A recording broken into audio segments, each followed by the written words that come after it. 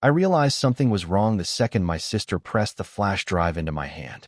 We were standing in the church lobby, black suits, red-rimmed eyes, the air still thick with incense and grief, when she leaned in, shoved the tiny plastic thing into my palm, and whispered, "You need to see this." But not here. I didn't even look at it right away.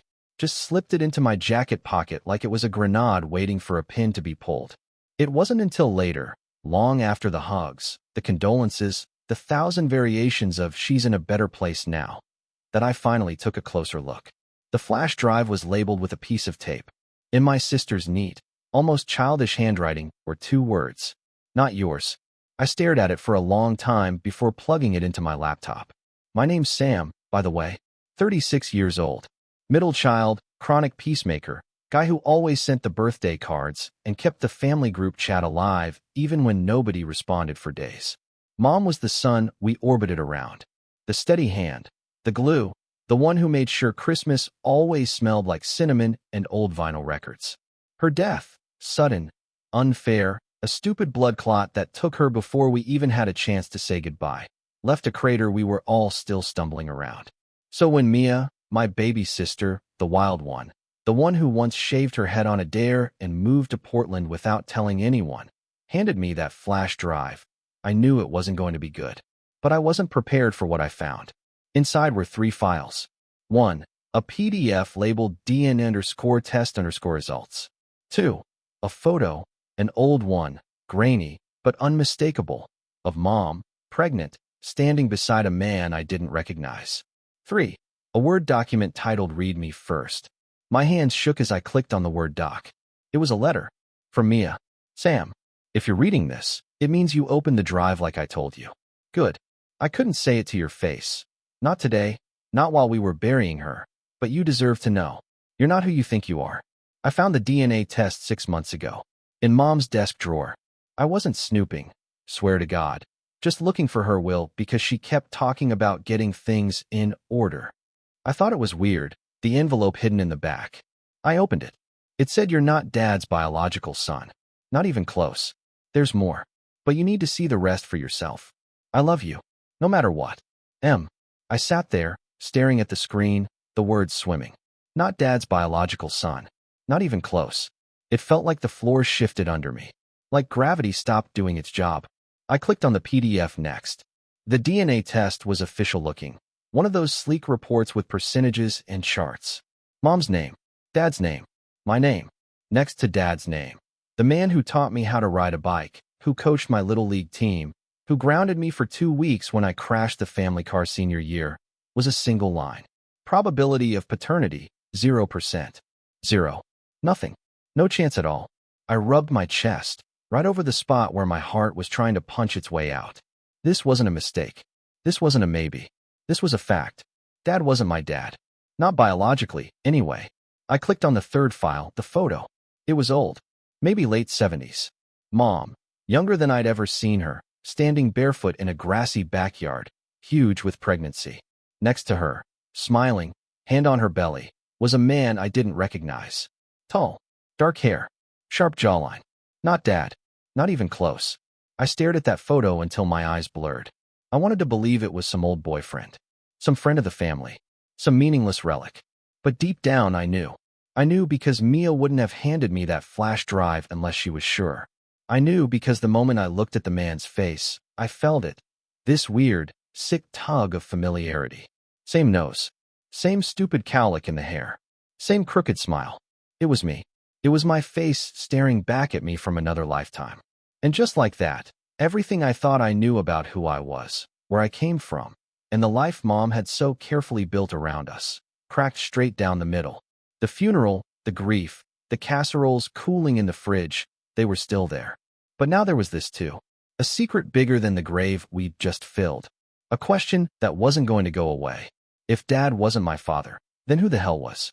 I didn't sleep that night. Didn't even try. I sat on the edge of the bed, staring out the window, watching the streetlights buzz and flicker like they knew something I didn't. Every few minutes, I pulled out the flash drive again, looked at the files, as if they might rearrange themselves into something less devastating if I stared hard enough. They didn't. Around 5 a.m., I sent Mia a text. "We need to talk." Today, she answered almost immediately. Come to the house. Noon. The house. The place we grew up. Mom's house now sitting cold and empty except for the ghost she left behind. I showed up early, of course.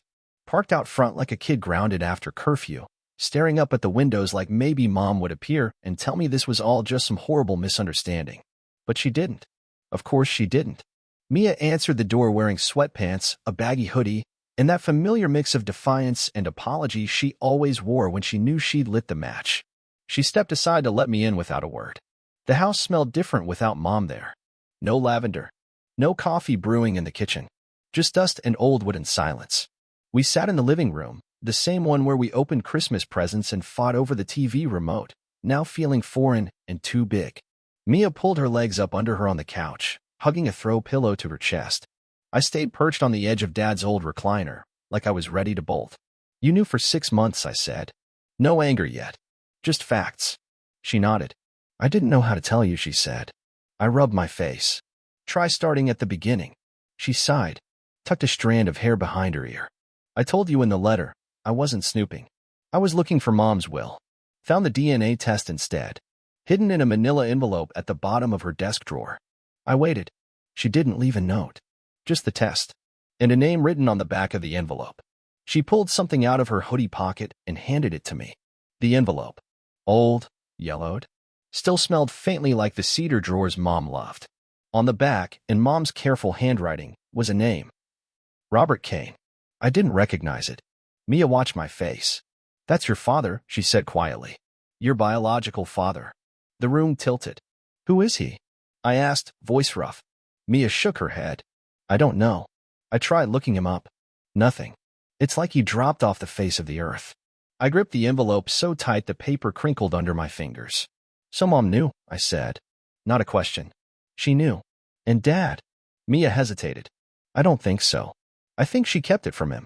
The idea of that, of my father loving me, raising me, punishing me, cheering for me, all without knowing the truth, made me feel sick.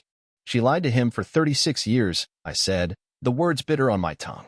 She lied to all of us, Mia said. Soft. Sad. We sat there in the quiet. The kind that isn't peaceful, the kind that presses against your ribs until you can't breathe right. Finally, Mia said, I didn't want to tell you before the funeral. I let out a hollow laugh. You figured wrecking my whole world would be better as a parting gift? Her face crumpled a little. I'm sorry, Sam. I thought you deserved to know. Before you spent the rest of your life believing something that wasn't real. I leaned back, stared at the water-stained ceiling. Real. What did real even mean anymore? Real was Dad teaching me how to drive. Real was Mom bandaging my scraped knees. Real was Christmas mornings, backyard barbecues, Sunday pancakes. Were those things less real because biology didn't back them up? I didn't know. I wasn't sure I ever would. Mia stood up, pacing the living room. There's more, she said. I looked at her sharply. More. She nodded, biting her lip. I found something else in Mom's papers. Something about Robert Kane. She dug into a battered file box sitting by the fireplace, pulled out a folded piece of newspaper, yellowed with age. She handed it to me. It was a clipping from the local paper, a headline that made my blood run cold. Local man charged in assault case. Robert Kane pleads not guilty. The date was about a year before I was born. My hands shook as I read it. Kane had been accused of assaulting a woman at a party. The case was dropped, lack of evidence, conflicting testimonies, but the stink of it hung in the air even now, decades later. I looked up at Mia. She kept this, I said. She kept this, but never said a word? Mia nodded, tears shining in her eyes. I think she was scared, she said. Scared that if the truth came out, you'd hate her. Hate yourself. I stood up too fast. The room tilted again. I need air, I said. I stumbled out onto the porch, the afternoon sun too bright, too hot against my skin.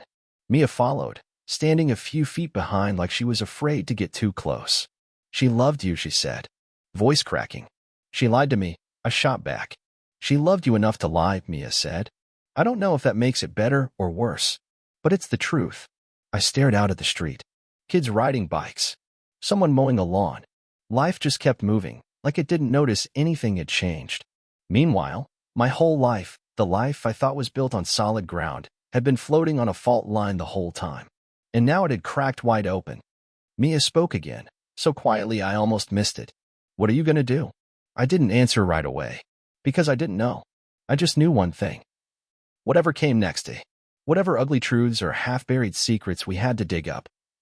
There was no going back. The only way out was through. I didn't go home that night. I drove.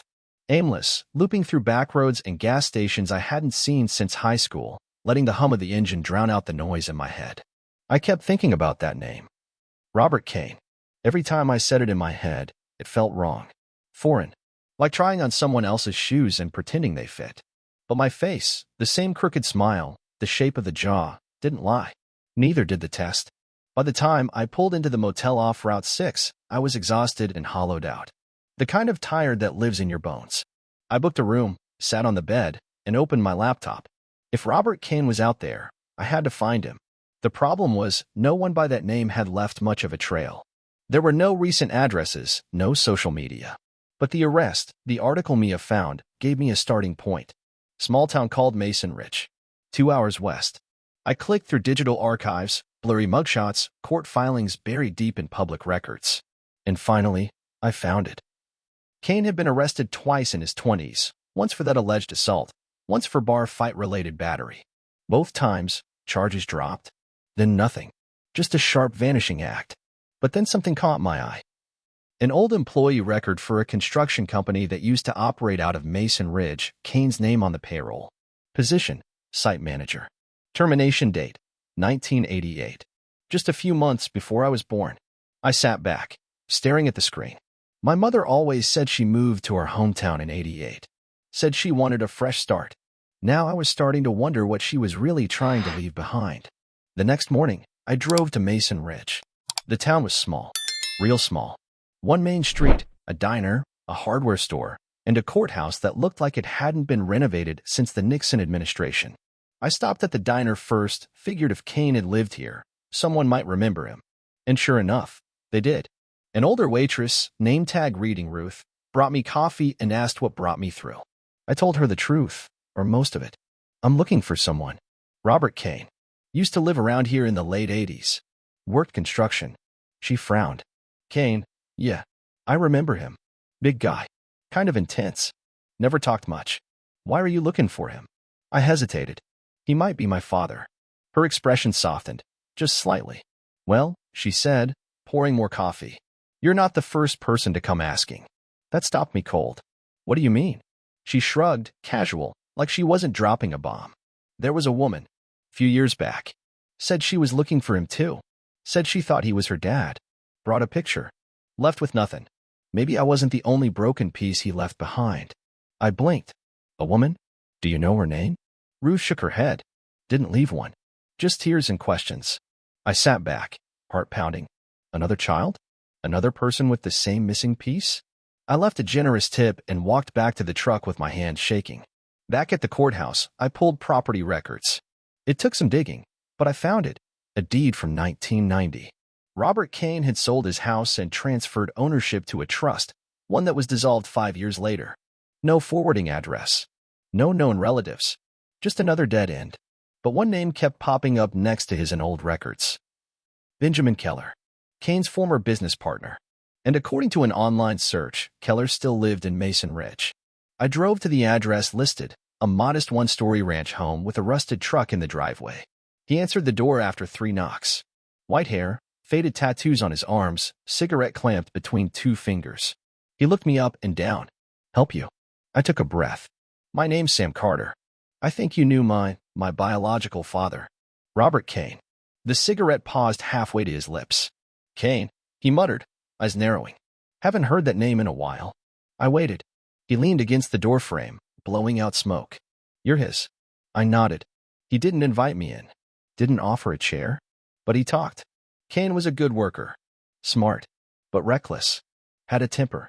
Got worse after that second arrest. Said the world was against him. Do you know where he went? Keller shook his head. He vanished. Quit one day, said he was leaving town. Didn't say where. Just gone. Then he paused. But before he left, he said something weird. Said he'd made a mistake that was gonna haunt him. Never explained. That line sat like lead in my chest. A mistake. Me? Or someone else? I drove home in silence that night. Mia was waiting at my place, sitting on the front steps, wrapped in a hoodie, hair up in a messy knot. When I pulled in, she stood. "You find anything?" I nodded. "A name. Some files. A town full of people who remember him, but not fondly." She followed me inside, sat at the kitchen table while I filled her in. When I finished, she looked down at the photo again, the one of Mom and Kane. Then she said something that hit harder than anything I'd found on paper. "Do you think Mom kept it a secret because she was ashamed, or because she was scared?" I didn't answer, because I was starting to think it wasn't just one. I was starting to think Mom knew exactly what she was protecting us from. And for the first time, I wondered if maybe Kane wasn't just a man who walked away from a son. Maybe he was someone she had to keep away. The next day, Mia showed up with a shoebox. Beat up, taped at the corners, the kind you'd mistake for trash if you didn't know any better. She set it down on my kitchen table without a word. "What's this?" I asked. "Mom's old letters," she said. "I found them when we cleaned out the attic after the funeral. I wasn't sure if you should see them." I stared at the box. Part of me didn't want to open it. Part of me needed to. I lifted the lid. Inside were dozens of envelopes, some addressed, some not. Yellowed paper, careful cursive. Mom's handwriting, neat and looping, like she wrote the way some people pray. Mia sat across from me, arms wrapped around herself like she was bracing for impact. I started reading. At first, it was normal stuff, letters to old friends, cards never sent, notes about bills and groceries and everyday life. Then, halfway down, I found them. A stack of unsent letters addressed to Robert Kane. I pulled the first one free. Dated October 1988. "Robert, I'm writing because I need you to understand. I'm keeping the baby. You said you didn't want a family. You said you didn't believe you could be a good father. Maybe you're right, but I believe I can be a good mother. I don't need you. I don't want your money. I just want peace. Please don't contact me again. Elaine." I read it twice. Then a third time. Mia said nothing, just watched me like she was afraid I might crack in half right there. I kept reading. Letter after letter, written but never sent. Apologies. Confessions. Mom's guilt bleeding out in blue ink. In one, she admitted she hid the pregnancy from most people at first, ashamed of how it happened, scared of what Kane might do if he found out she kept the baby. In another, she said, "Sometimes I look at him, at Sam, and I wonder if he'll inherit your rage. I pray every night he won't." That one gutted me, because it meant she saw him in me. Not just the nose, not just the smile, the part of him she feared most. Mia finally spoke. She didn't tell Dad. I nodded, numb. She wanted a clean slate, she added. A fresh start. By lying. I said, bitterness creeping in. "She lied to protect you." I didn't answer, because I didn't know if protection was still noble when it was built on a fault line of secrets. Later that night, after Mia left, I sat at the table with the letters spread out around me, trying to stitch together a story that made sense, trying to forgive a woman who had built my whole life out of half-truths. I started flipping through some of Mom's old books too, half hoping for more answers, and that's when I found it. A letter hidden inside a book, folded, almost missed. It wasn't addressed to Kane. It was addressed to me. "Sam, if you're reading this, it means the truth has found you. I want you to know, you are my greatest joy. Nothing about your blood, your biology, could ever change that. I didn't tell you because I was afraid. Afraid you'd see yourself as broken. Afraid you'd think you were less. But you are not less. You are good. You are kind. You are more than the sum of where you came from. Forgive me if you can. If you can't, I understand. I loved you first. I loved you always. Mom." I dropped the letter onto the table, put my head in my hands, and cried. Not the neat kind of crying you see in movies. Not a single tear tracking down a noble cheek. Ugly, heaving sobs. The kind that rack your whole body and leave you gasping. Because in that moment, I understood. Mom wasn't just hiding the truth. She was carrying it like a cross, every day, every birthday party, every scraped knee. Not because she wanted to erase the past, but because she wanted to build something better on top of it. Something that didn't have Kane's shadow hanging over it. Something called family. It didn't erase the betrayal. It didn't erase the hurt. But it gave it context. It gave it meaning. And sometimes, meaning is all you get. The next morning, I called Mia. Told her I needed to find Kane. Not to connect. Not to build some fantasy. But to close the book Mom never could. To end it, properly. No matter what I find. I told her, I need to look. She didn't argue. Just said, I'll help. Because that's what siblings do.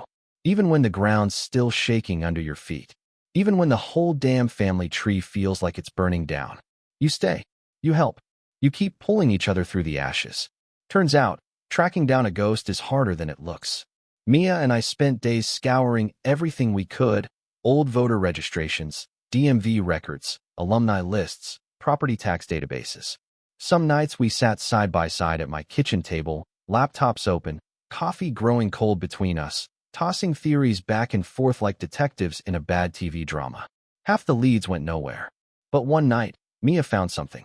A grainy obituary from 3 years ago for a Robert Kane in Florida. Wrong birthday. Wrong man. Still, the name led her to another Robert Kane. This one listed in a P.O. box registry outside a town called Weldon, 2 states over. No photo. No guarantee. But it was the only lead we had. I packed a bag without thinking too hard about it. Filled the truck with gas. Left a sticky note on the fridge for myself. No running this time. The drive took 8 hours. Plenty of time for my mind to come up with about 1,000 versions of what I was about to find. Kane could be dead. Kane could be in prison. Kane could be living his best life, oblivious that 2 kids with his blood were hunting him down like a bad debt. I didn't know which option scared me more. Weldon wasn't much: a handful of stores, a diner, a post office that doubled as a bait shop. The P.O. box address led me to a small trailer park on the edge of town. Dry grass, broken fences, American flags sun-bleached by too many summers. I parked at the end of the row, walked up to a faded blue trailer with a cracked window and a mailbox dangling from one hinge. Knocked. The door swung open after a moment, and there he was. Robert Kane. Older now. Thinner. Hair gone to gray. Face harder to read. But it was him. No mistaking it. His eyes, my eyes, locked onto mine. He frowned. "Can I help you?" I stood there, heart hammering so loud I thought it might shake the walls. "My name's Sam Carter," I said. No flicker of recognition. I swallowed hard. Elaine Carter's son. His mouth tightened. I waited. After a long moment, he stepped back. "Come in." The trailer was cramped. Stale cigarette smoke. The smell of old beer and older loneliness. I sat on the edge of a ratty couch while Kane dropped into a recliner across from me. He lit a cigarette with a shaky hand. "You're hers," he said finally. I nodded. "And yours," I added, because I wanted him to say it. Wanted him to acknowledge it. He blew out a long stream of smoke. "No denying that," he muttered. Silence stretched between us. Finally, I asked, "Did you know? About me?" Kane rubbed his face, looking suddenly 10 years older. "I suspected," he said. "But your mother, she made it real clear I wasn't welcome." I stared at him. "You didn't try?" He shrugged. "I was a screw-up back then. Trouble followed me everywhere. She deserved better. You deserved better." His voice wasn't angry. Wasn't defensive. Just tired. "And you think just disappearing made it right?" I asked. He met my gaze. "No. But maybe it made it survivable." I leaned forward, elbows on my knees. "She thought you'd hurt us." Kane winced. Visibly. "Never laid a hand on her," he said, voice low. "Not once. Not even when I was at my worst. But she saw it. She saw the kind of man I could have become. The kind of man I was already becoming." He stubbed out the cigarette in an overflowing ashtray. "She was smart to keep you away." It wasn't what I expected him to say. I sat back, trying to fit the pieces together. "Why didn't you clean yourself up?" I asked. "Why not try to be better?" Kane laughed, a bitter, broken sound. "You think it's that easy?" he said. "You think waking up one morning and deciding to be good wipes away all the ways you screwed up before?" I didn't answer, because maybe, deep down, I already knew it wasn't. Maybe that's why Mom never told me the truth. Because she knew the man sitting across from me, the man with my face and my blood, wasn't a villain or a hero, just another kind of broken. After a while, Kane stood, walked to the kitchen, pulled a battered photo album off the counter. He handed it to me. Inside were old pictures, not many. A few faded Polaroids of construction sites. A dog I'd never met. A few random bar nights with faces I didn't recognize. And tucked into the last page, a photo of Mom, pregnant, standing under a tree in the backyard of some nameless house. Kane beside her, hand on her belly, both of them smiling in a way that felt almost real. "She was the only good thing that ever happened to me," Kane said, voice rough. "And I ruined it before it even started." I closed the album. Stood. "Why keep this?" I asked. He shrugged. Some mistakes you don't ever forget. I nodded, headed for the door. At the threshold, I paused, turned back. I'm not here for you, I said. I'm not looking for some lost father. I just needed to know. He nodded. Didn't try to stop me. Didn't ask for a second chance. Just stood there in the smoke and the silence, letting me go. And that, somehow, hurt more than if he had begged. I thought I'd feel closure. I just felt empty. I drove back to town without stopping. Didn't look back. Didn't need to. The answers I came for? I found them. And now it was time to figure out what to do with them. I got back to town late the next night. The sky was heavy with stars, and the world felt quieter somehow, like even the earth was waiting to see what I'd do next. I didn't call Mia. Didn't text. I just pulled into the driveway of Mom's house, our house now, and sat there for a while, engine ticking in the cool air. The porch light was on. I climbed the steps and let myself in. Mia was asleep on the couch, an old quilt wrapped around her, a book open and face down on her chest. The same way Mom used to fall asleep when she thought we weren't watching. I stood there for a long time, just looking at her. At the family I still had. At the pieces Mom didn't destroy, the ones she left behind, battered but still standing. I thought about Kane, about the smoke and the silence and the tired resignation in his eyes. I thought about Mom, writing those letters she never sent, holding the weight of a secret bigger than herself because she thought it was the only way to keep us safe. I thought about Dad, the man who raised me without ever knowing he was choosing someone else's blood. And I realized something. Biology doesn't make you family. Love does. And even love, the real, messy, human kind, sometimes isn't perfect.